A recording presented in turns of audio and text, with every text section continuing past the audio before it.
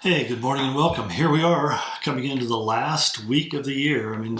I love to say, boy, this year has gone by fast, and it has at times, but sometimes it felt like it was going to drag on forever and ever. It's kind of the way when you're waiting for something, you're expecting something. I don't know if you've ever had to wait for a subway or a train or a pickup from somebody, or you're looking for a destination. It seems like it takes you forever to get there. Time just seems to go so slowly. And yet sometimes you turn around and suddenly realize it went by very, very fast. There's kind of this amnesia dynamic about time that it seems to move very slowly, and yet we have very little remembrance of it once it's gone. And so we are but a vapor, the scripture says, that's here for a moment, then we pass away. And that's why it's really important to predicate the purpose of your life upon eternity and not just simply time.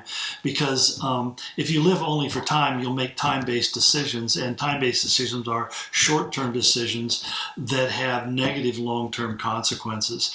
So when we're sharing the gospel with people, one of the questions I have is saying, where are you going to spend eternity? And even though they argue about, well, I don't believe in eternity, or you just go, you die, and that's the end of it, I still challenge them in saying, are you really sure about that? Because you're making your life choices based upon something that you don't have any surety about. You don't have any proof. And I'm just telling you that one person died and came back from death, and that's Jesus. And he told us that there's more. And you need to pay attention to that if you're going to be fully informed and fully prepared for what's coming into eternity. But this brings me today, as we pick up in the Beatitudes, we're actually at the last of the Beatitudes, number 8, and probably the biggest pill, the toughest pill to swallow. Because here's how it reads. He says, "Blessed are those who are persecuted because of righteousness." Well, right away I'm having a problem. But he says, "For theirs is the kingdom of heaven." Blessed are you. And then he's really kind of drilling down into what it means to be persecuted. Blessed are you when people insult you, when they persecute you, and in other words, that's pursue you to harm you, and falsely say all kinds of evil against you. And then he puts in the caveat, because of me.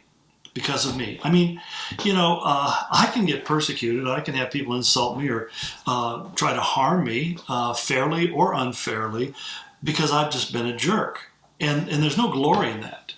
But when he says that when I take a stand for Christ and it comes back at me, he says that he goes on verse 12, I should rejoice and be glad, because great is your reward in heaven, for in the same way they persecuted the prophets who were before you. In the same way they persecuted the prophets who were before you. In a bigger sense, it doesn't limit itself just to somebody coming against you and trying to harm you or say bad things about you, although there's plenty of that going around. And I guarantee you that we're heading into a season in our world, our country, where increasingly we're going to find people, especially with the centralized control of the media and social media and print media, that it's very, very easy to vilify people and say terrible things. I know this is not news to any of you. We're all aware of this. But nonetheless, this is the kind of world we live in. And I think it's something we better begin to think through and prayerfully prepare our minds to deal with, because there comes a point, really, where we are going to be insulted. We're going to be pursued in a hurtful way, and all sorts of evil things are going to be said about Christians in particular. And rather than becoming depressed and feel like, where did we go wrong, or fall into kind of the church growth mode of saying what we need to do is really tone down our message and become more relevant, he says, no, you should actually be rejoicing and redouble your efforts, because he says, great is your reward in heaven. And this is the way it happens. The godly have always been persecuted by the ungodly, Paul so clearly wrote. In fact, when I thought about this, I think about Paul's comments in 2 Corinthians about his own hardships and suffering. And he talked about a particular infirmity, which I believe was a physical ailment. People want to debate that, but I think that's more than sufficiently shown in Scripture.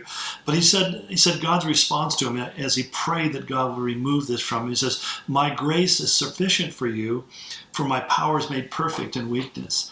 And I find that weakness is the one thing that I try to avoid in my life.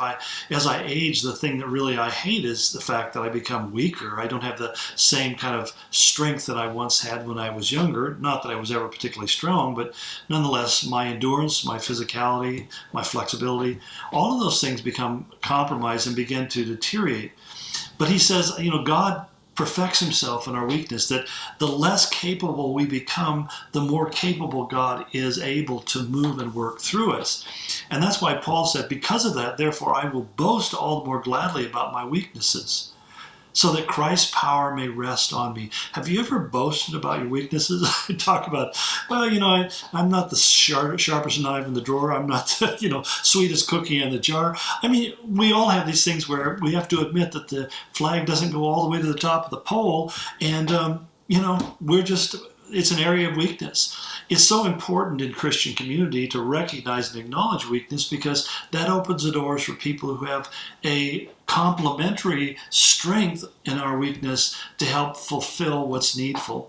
And we depend upon those people. That I'm not it's funny because I'm very detailed about the scriptures and about history and politics and all those kind of things. I remember all this data very carefully. But I have the hardest time when my wife said, would you go into the garage and bring this back? And I'll get out in the garage and I'll be standing there wondering, why am I here? I was supposed to do something. I mean, I just think it's really sad. And that's why God gave me a wife who was very detailed and on it, because I need that. That's a weakness for me. But basically, Paul continues and says, that is why for Christ's sake I delight in weaknesses, insults, hardships, persecutions, difficulties. For when I am weak, then I am strong. It's so counterintuitive, as we've talked about these Beatitudes in the Sermon on the Mount, because our mind always thinks about being powerful and in control and on top of our game. And he says, I've come to rejoice when I find that something is bigger than me, because I know that God is going to show up and demonstrate his greatness. So I think even this past election should in effect be very humbling for many Christians who just kind of assumed that it was going to go the way they wanted to, because they're going to find on both ends of the spectrum it's not going to turn out the way you think. It's going to be a difficult season, and it's a great time for us to find our strength, not in being in the right political party, but rather being in the right place with God. So take that to heart, and I'll pick this up tomorrow. God bless you.